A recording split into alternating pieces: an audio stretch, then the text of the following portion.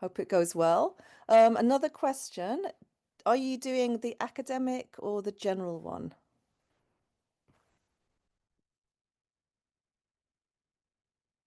Academic or academic? Okay. General, right. So it's quite mixed. Yeah. So as you probably know, there are some differences between them. Today, we're looking at general writing. We're looking at task one, letters of complaint. Okay, so hopefully this will be useful. Even people doing academic, it's still, obviously it's useful. It will help you. Right, so let's get started. Okay, just sorry, final question. I know one or two of you are new today. Can you just let me know who else is new? Anyone here for the first time?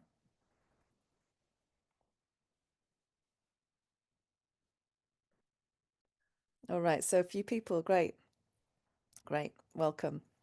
Yeah, good. Good to see everyone. Okay, so the format for people that are new, the format is the same every week, which I think is really helpful because you'll get used to the format. It's very, very methodical. We go through everything in turn, and there will be an opportunity at the end to ask any questions. Okay. I'm speaking maybe slightly slower, slightly more slowly than I normally would, just to make sure everyone understands.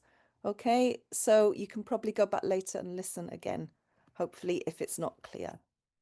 All right, so the aims of the webinar today, by the end of this webinar, you'll be able to do the following. So use a simple structure to plan your letter. Write a clear opening and closing. Describe problems with a product or service, and use formal language to make complaints and requests. Okay, so obviously nowadays we tend to send emails and not even always emails, like messages. So it's, in a way, it's a little bit old-fashioned, but we still use this for IELTS. So it's really important that you know how to write a formal letter. All right, so the task again is to write a letter, 150 words, 20 minutes to do that. How many minutes for the other task? Okay, this is task one. How many minutes for task two?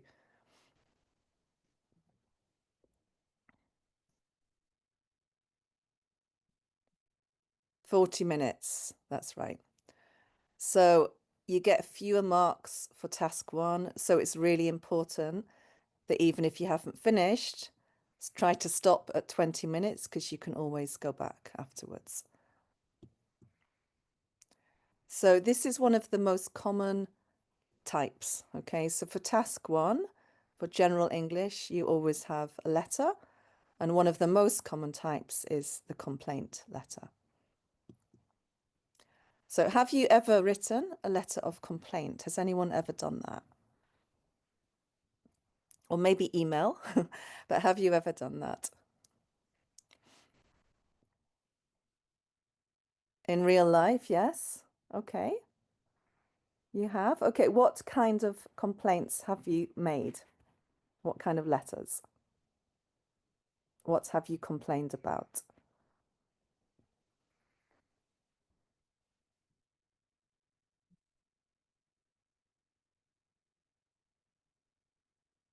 Oh, in a test, okay. What about in real life? Has anyone complained in real life? Customer complaint, okay.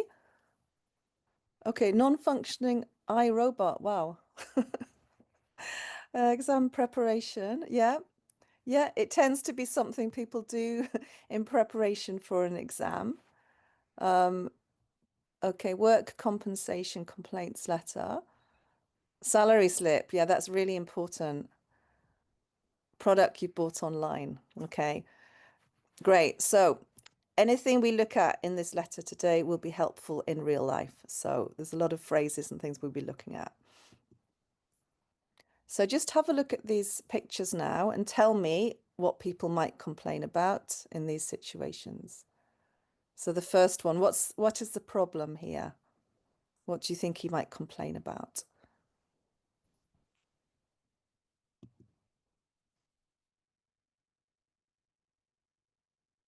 Yeah, the car. What kind of issue might there be with the car?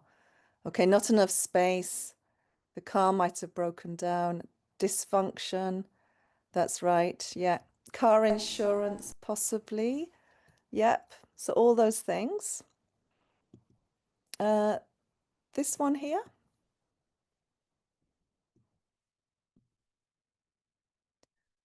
Noise. Yeah. This is a very common a common problem. I've complained about noise before.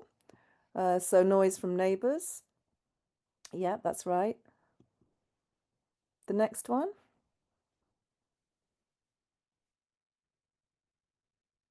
Um, yeah, okay, anxiety, stress, right. Yes. So it's related to the airport. So maybe this person's luggage, that's right, Melissa. The luggage is missing, so she doesn't know where it is, or possibly missed flight. It could be that as well. Dysfunctional conveyor belt. Nice. That's a nice phrase. Yeah. Lost her stuff. That's right. That kind of issue is really stressful. And this one here.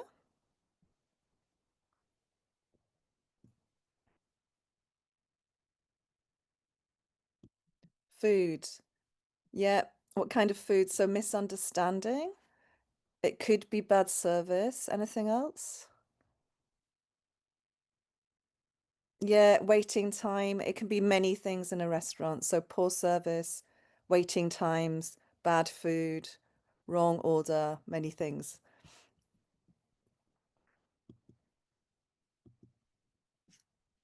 Okay, right. So we obviously have to use a type of style when we're writing these letters of complaint. Are they typically formal or informal? Yeah, so they're typically formal. Why are they? What's the reason? Yeah, it does depend. That's right. Depends. So formal or semi-formal, that's right. Okay, so when would they be formal, or why are they generally formal? You don't know who you're addressing. That's right. So very often written to a company, you don't know the people, you don't know who you're addressing, so it has to be very formal. So somebody mentioned semi-formal as well. When would you send a semi-formal letter?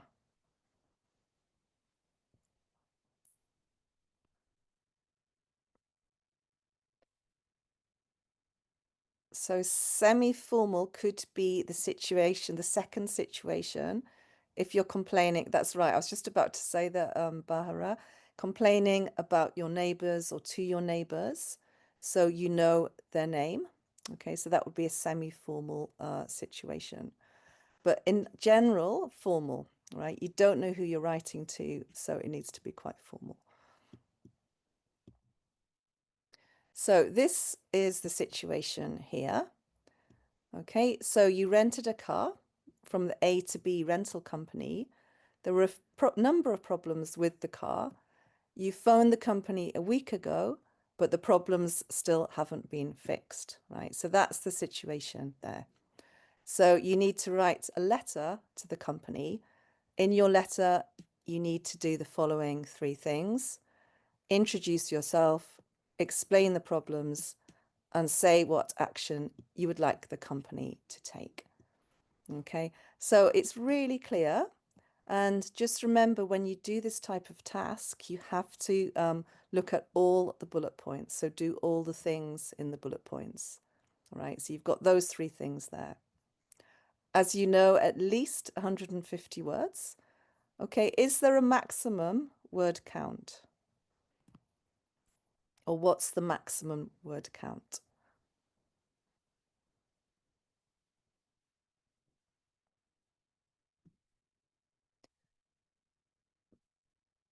Okay, up to 200. Actually, it's any number, okay? It has to be at least 150. So over 150 up to any amount. But obviously, you're limited with time. You've got 20 minutes, so you can't really write that much. And you don't need to write that much. There's, you know, 3 things you need to do in this letter. So I think it's just remembering that there needs to be 150 words. You do not need to write any address, so don't do that. Why do you not need to write an address? Why do you think?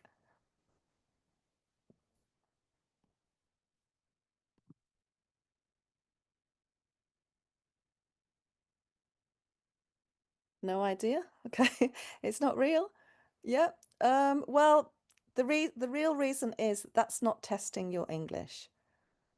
So it's very easy to write your address. That's not really testing you.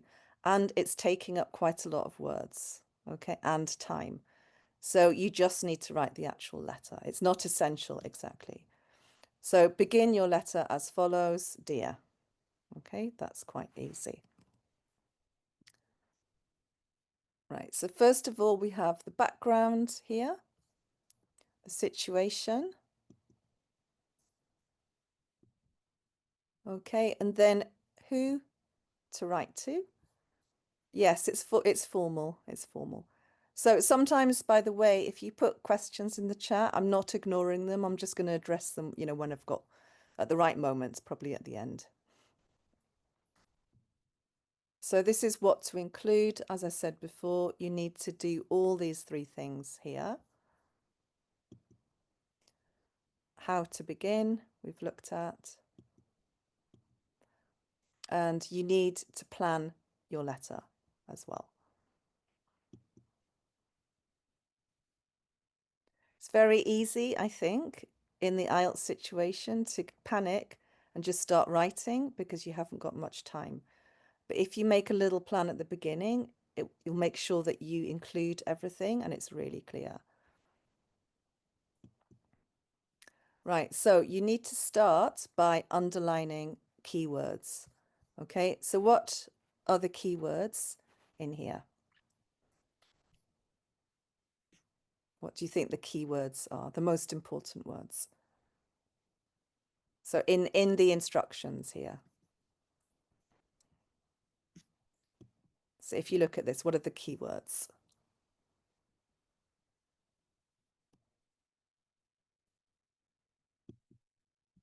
Yeah, unfortunately, you can't speak. So just put the answers in the chat. Yeah, so firstly, you rented a car, okay? That's a key phrase there. Problems. Yeah, some people are saying problems, a number of problems. You phoned the company. Anything else? Problems still haven't been fixed. That's right. Okay, and then what you need to include. Introduce yourself, explain what action would you like the company to take. Okay, so it probably sounds really methodical. I'm going over it a lot, but honestly, if you do this at the beginning, it will just make you include everything. It will be clear.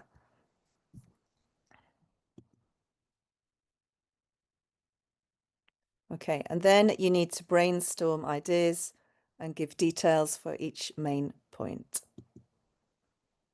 All right, so firstly, we've got this image here. What do you think this represents?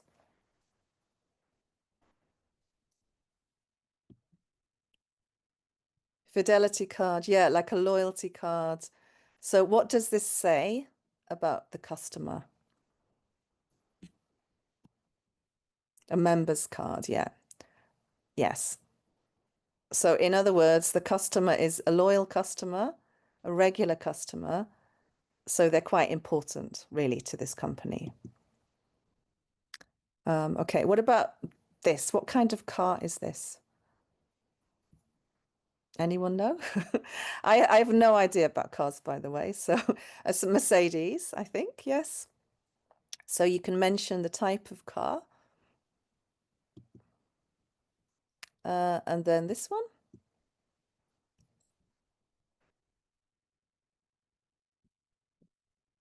This is the problem. So it looks like an engine problem. Yes.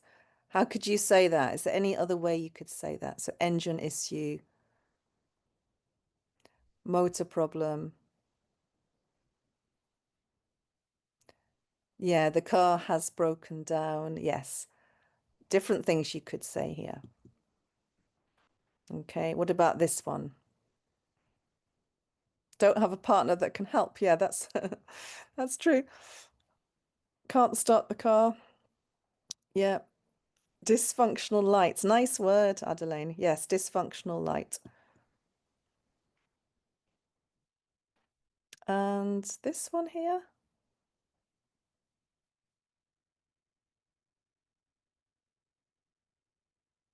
Yeah, she called the company. Okay, issues with the engine and the busy. I mean, if there's anything you can say. These are just sort of things that might spark some kind of ideas for you. So it could be that they called the company, they couldn't get a reply, so they're having to send a letter, right? Could be something like that. And then this one, the final one. Yeah, the no response, that's right. So they're asking for a refund. Any other words you could use there? Compensation, yes, exactly.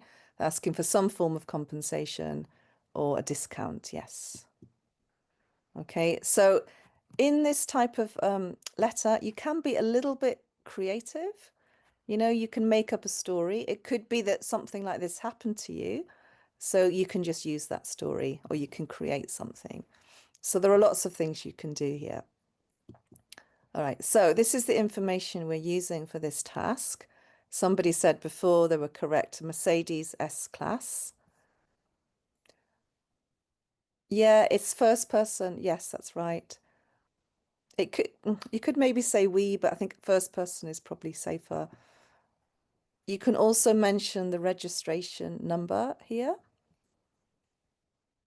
Okay, who are you? What kind of information can you put there?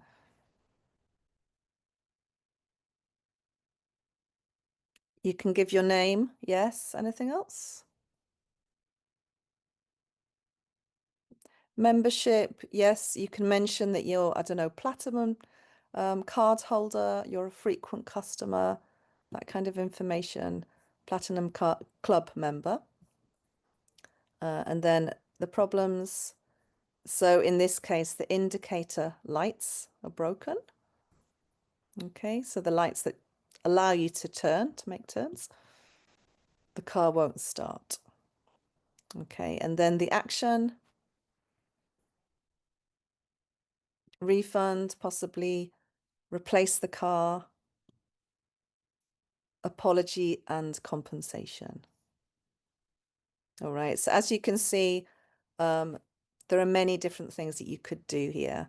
The bullet points are quite broad, you know, there are different things that you could do, so it's kind of up to you, really.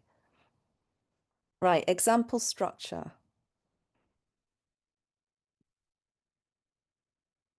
Okay, so firstly we have the opening.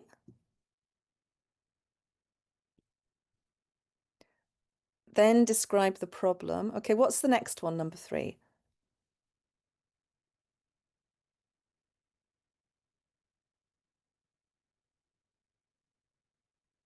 So opening, problem, action. Yes, that's right. Make a request. So asking them to do something, exactly what you need from them. And then number 4,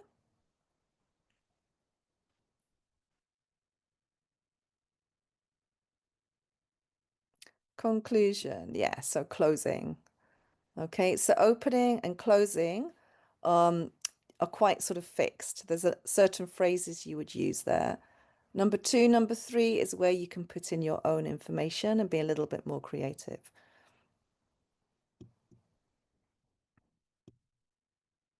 Right, so I have some phrases here. I'd just like you to put them in the correct section. So the first one,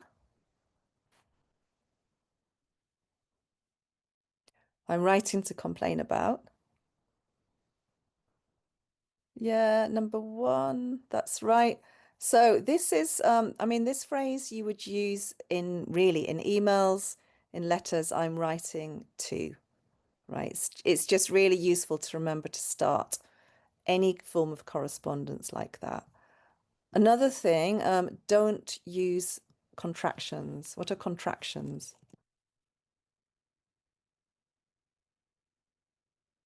I'm exactly. So when you put two words together, don't do that. That is quite informal. Okay, so remember you need I am. I look forward to hearing from you. Number 4, yeah. I am extremely dissatisfied about. Yeah, number 2, exactly. So that's leading into talking about the problem. I would therefore be grateful if.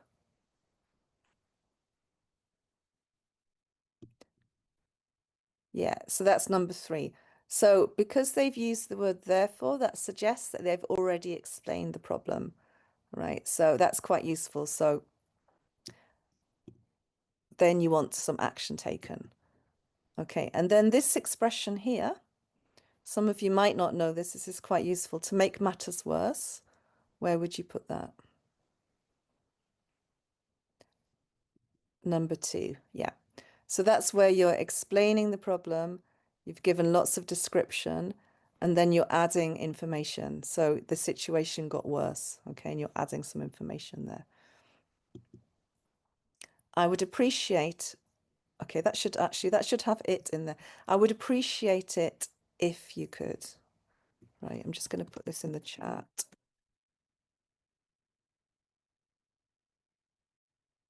So just remember this. This is quite a common mistake, actually. I would appreciate it if you could, but I would be grateful if you could.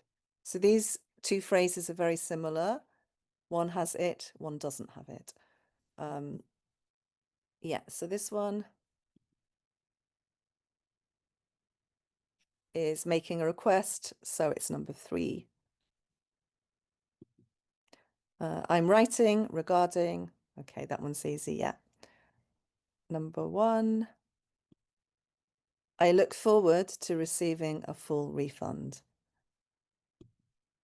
Number 4, so as you can see, we've got two expressions here, I look forward to. As a result,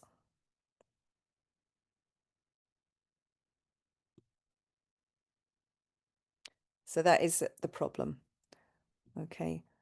So that is a nice little linking phrase. Why do you need to include linking phrases in here?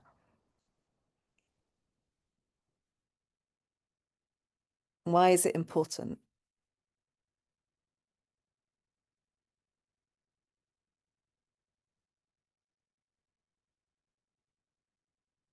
Yeah, good. Mahara, exactly. It's for cohesion. So cohesion is one of the criteria for this task. Okay, coherence and cohesion. So it's really, I'll mention this for 3. Yeah. So that's some of these phrases are very formal, so they're really nice ones to use. So try to remember as many as you can. Okay, greeting and sign off. What formal greetings do you know? Can you give some examples?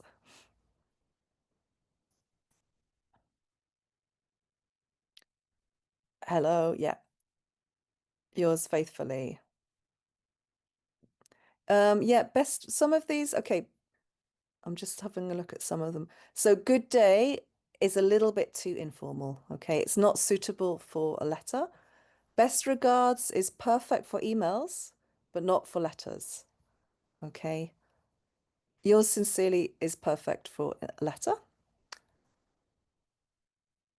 Uh, yeah, thank you for the instructions about moving, but I actually find this easier, which is why I'm doing it like this. But thank you. Okay, good morning, good evening. Again, that is too informal. So what I would suggest with formal greetings, try to stick to the ones that we suggest, okay? Because you won't go wrong, right? As I said before, part 2, part 3 is where you can be more creative. You can put in your own phrases. But for number one and number 4, don't get too creative. Just stick to what is acceptable. Right, so greeting. Dear Sir, Madam. Okay, that is the safest thing to write, honestly. You don't know if it's a man or a woman, so you just write that. You don't know the name. You can also write this, Dear Sir or Madam. Just remember things like, actually, you could say that, Nafis. I'm just going to change it slightly to whom it may concern. Yes, you can say this as well if you don't have the name. Just remember things like comma, okay, is important. Capitals, so S, Sir, M, Madam. Things like this make a difference, okay? If you have the name, obviously, Dear Mr. Anderson. Right, things you should not use here. Hi. Hi is obviously too informal. Hello, no good. Okay, what about formal sign-offs? How should you end the letter?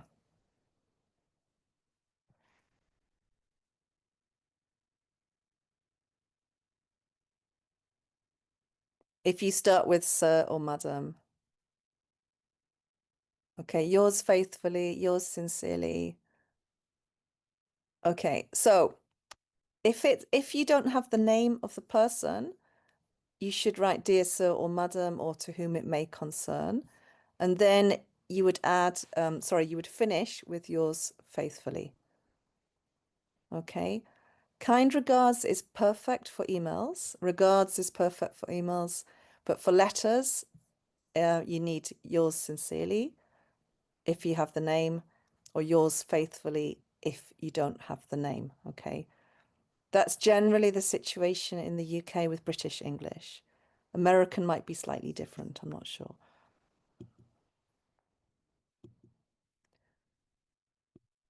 Right. So we've got yours faithfully here. Yours sincerely. And those are the ones really I would suggest that you stick to, you use, okay? And the other ones underneath are too informal. As I said before, remember the comma after the greeting and the sign off. Yeah, thanks. So Mustafa, thanks and regards. It's fine, as I said in an email, but it's just a little bit too informal for a letter of complaint, right? So this needs to be pretty formal.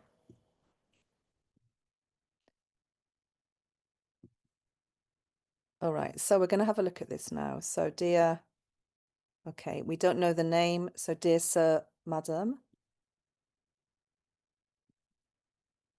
And then the purpose. Okay, you can introduce yourself here. I am a what?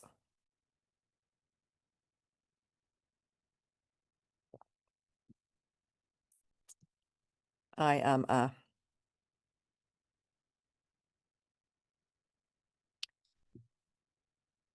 unhappy. Nice, Adeline. Yeah, good. I'm an unhappy gold card member. Yes. Right. So this is kind of a nice way to say it. I'm a frequent customer and member of your platinum car club. And then this important phrase, I'm writing to. Okay, what could you say there?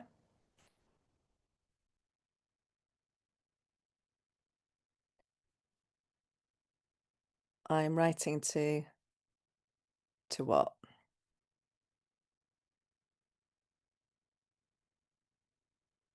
To inform you that.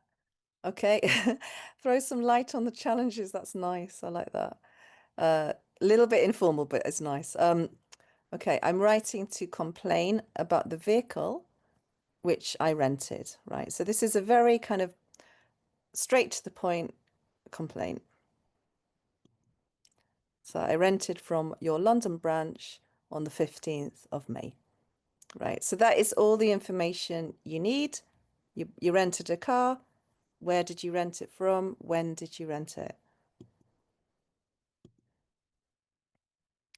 So as it says, give any essential details, location, date.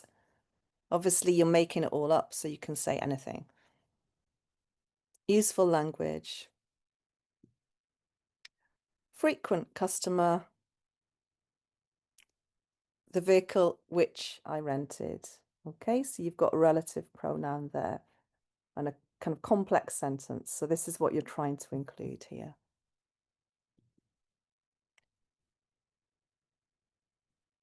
Okay, and then describing the problem. As it says, this paragraph will probably be the longest. Yeah, you can include the type of car, registration number, that's right. So that could come in here. So you need to give details. As I said before, you need linking expressions to organize and develop your ideas. So this is one of the criteria for this this task. Coherence, cohesion. So everything needs to flow. Your ideas need to stick together, and they need to be clear.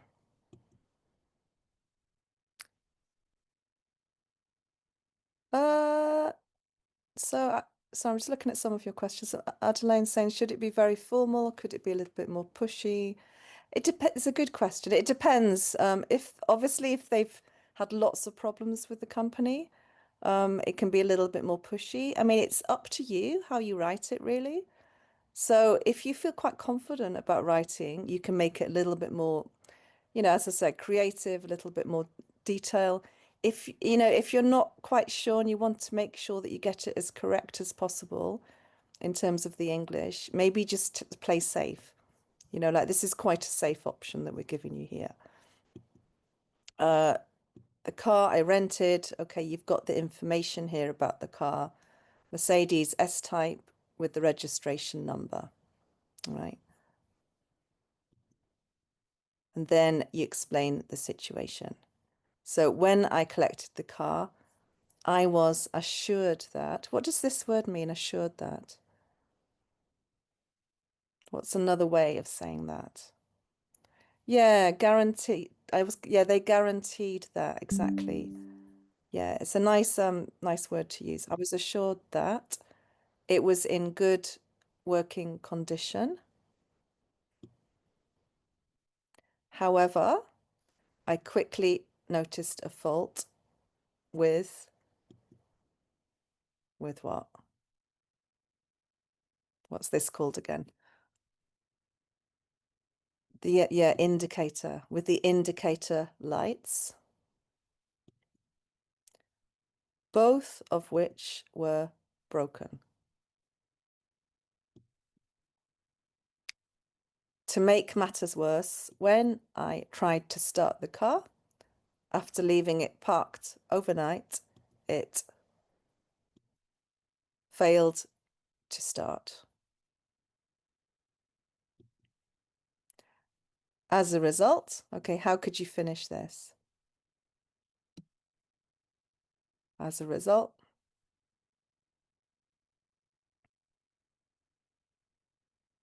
I was left hanging. Nice. I mean, that is a lovely expression, Adeline. It's a little bit informal for the letter. If you're telling someone about this situation, you could use that. I was unable to attend my meeting at 2 p.m. Yeah, yeah, perfect. I missed my appointment with my doctor. Yes, I was unable to go for my early morning meeting. Yeah, nice. So we've just put something similar here. I was late for an important business meeting. So maybe if you're explaining, the result of something, and it's a formal letter, give something like this, a business meeting or something similar. Unable to fulfill my obligations. Nice, that's very good as well.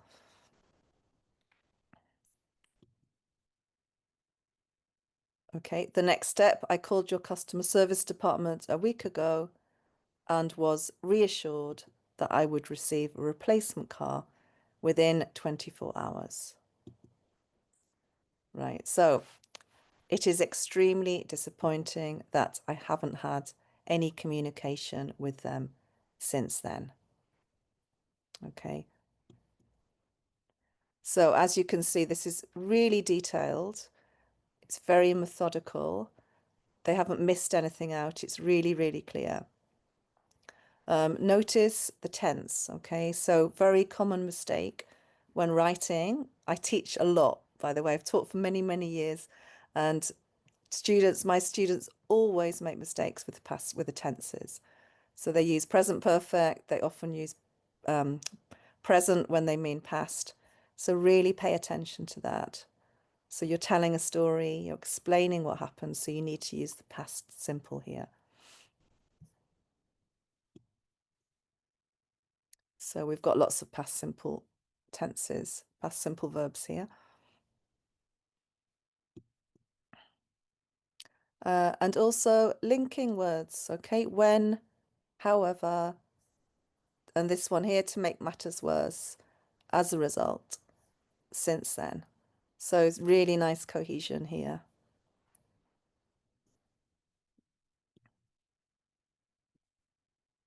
Okay, and then the next part, making a request. So conclude your letter by making a request. So what kind of action? Register is important here. What does this word mean, register?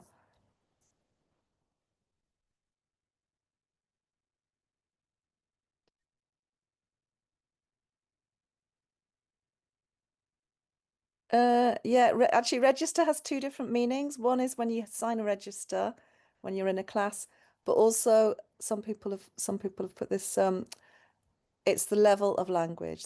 So register is either formal, semi-formal, or informal, right? So you need to be firm but not threatening.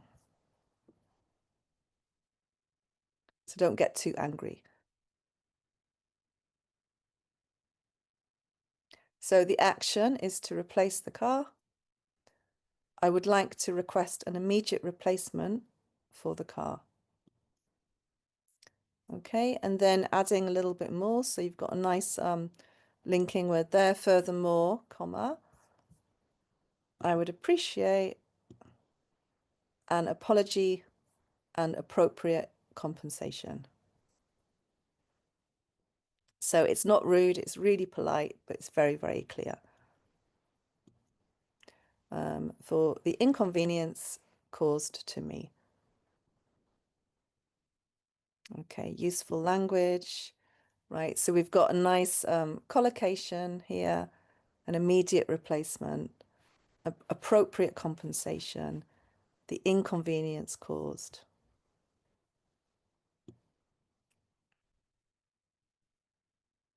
And then we've got the whole letter here, closing. As you can see, okay, there's a little mistake here. Sorry, I've just noticed. What's the mistake? Can you see the mistake? In the closing phrase. Yours, yeah, exactly. Yes, so it should be yours. Yours faithfully. Right, so as you can see, it starts with dear sir or madam. Okay, you don't know the name. It ends with yours faithfully. Okay, if you have the name, end it with yours sincerely.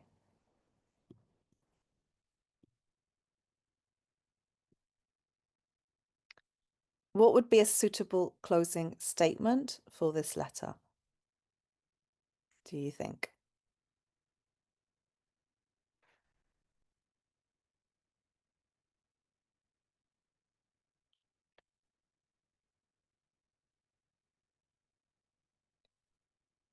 Warm regards. Okay, warm regards. Yeah, so look forward. Okay, so something like that. So I've got here, look, I look forward to your reply. Anything else you could say? Looking for, okay, if you use ing, it makes it a little bit more informal. All right, so try to just remember to use this. I look forward to. Thank you for your consideration. That's a little bit too nice, I think. Okay, thank you for your attention to this matter. Okay, that's okay. Prompt response. Yes, that's nice, Evelyn. You can add prompt reply, prompt response. So in other words, please, I'm looking forward to hearing from you very soon. And okay, it's very easy just to forget your name. So remember your name at the end. Okay, signature. Yeah, exactly. You would include your signature. Um, right. Can anyone give some tips for for this task?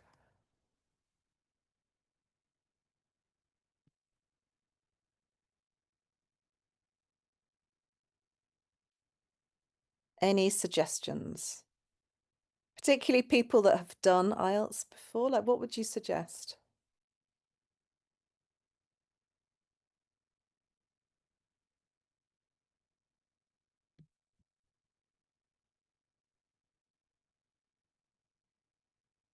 So, okay, if you've got questions, I'll try and answer them shortly. I'm just going to finish this off first. Right, the subject. Yeah, cohesion, coherence.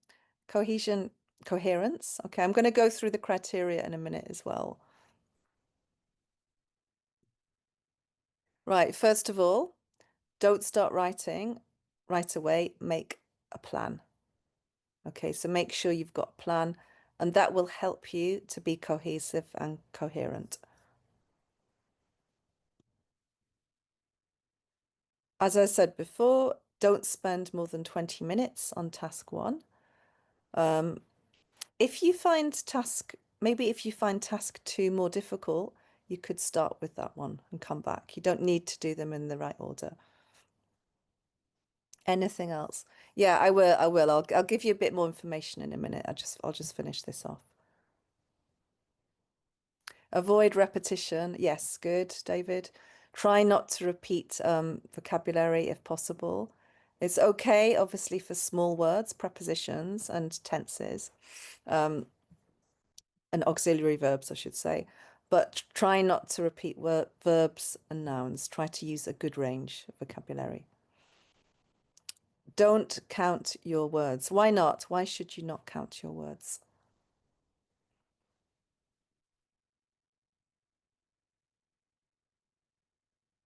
Yeah, because of time, exactly. Exactly. There's no time to do that. You're going to be rushing as it is. If you practice enough beforehand, you should know roughly how many words you have per line, so you should be okay. Yeah, I know, Adeline, you're right. You need to know you've got 150, that's right. But if you know roughly, as I said, how many words you include per line, you should know how many lines. Obviously, if you have time, you can count the words, but just that shouldn't be the priority. Make sure you practice a range of letter types as well. As I said before, this one, the complaint one, is really, really common. Um, okay, I'll come back to this in a minute. So just a few things I want to mention. Okay, firstly, I just want to go through the criteria for people that don't know the criteria. Can anyone tell me what's the first criteria? So in other words, what we use to mark this task. What do we look at? Grammar, yeah. What's the first thing?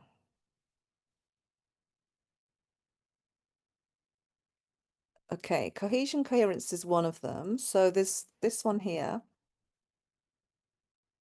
task achievement. Okay, what does that mean?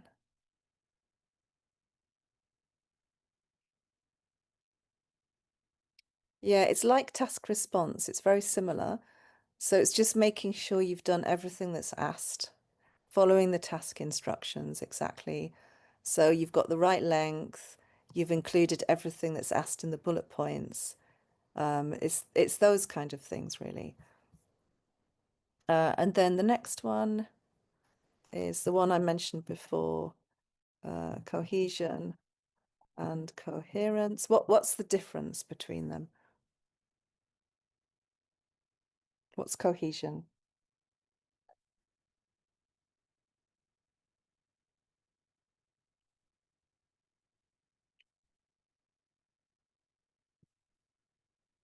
Yeah, so what is it? I'm asking you, some of you will know this, some of you maybe not. They're not synonyms, they're slightly different. So cohesion, it's using linking words, it's using synonyms, okay, to create a feeling of like where the ideas are sticking together. Okay, so for example, if you put in linking words, that sticks the ideas together. So the word cohesive is just means to stick. All right, so this is why we always look for linking words. That's one of the most common ways of creating cohesion. How about coherence? What's coherence?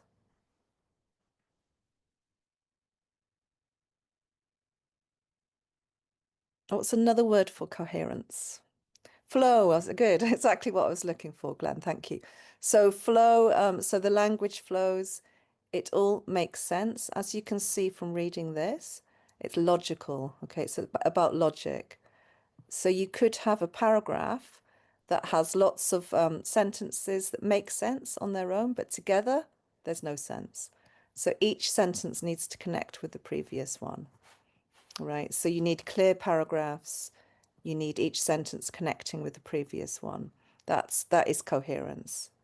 So it's how well the writing flows. Yeah, how much it makes sense. The next one somebody mentioned, we call posh word for vocabulary, lexis, lexical resource. So how wide your vocabulary is, whether you've spelt words correctly, whether the words make sense in the context. So that one and the last one.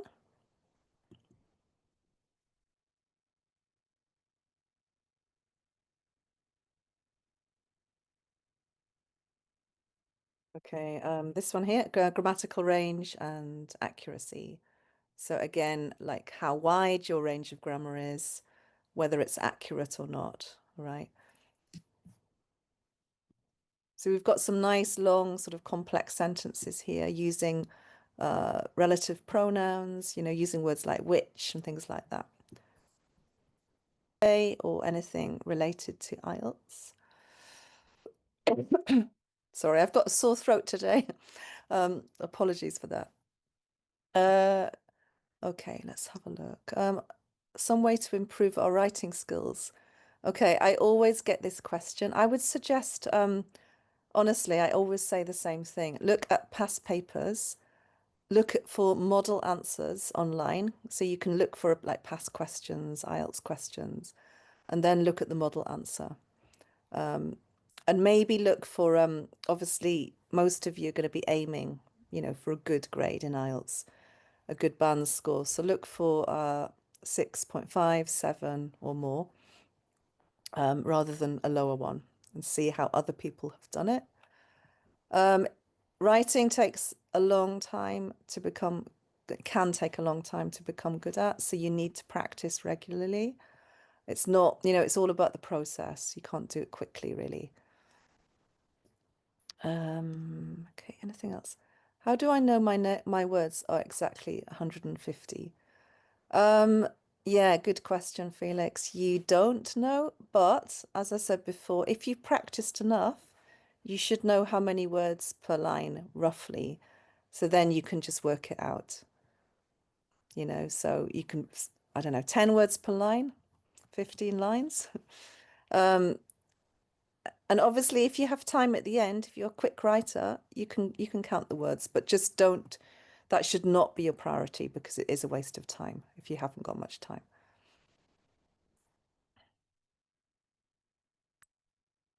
Yeah, so the academic one, I mean, I think, as I said before,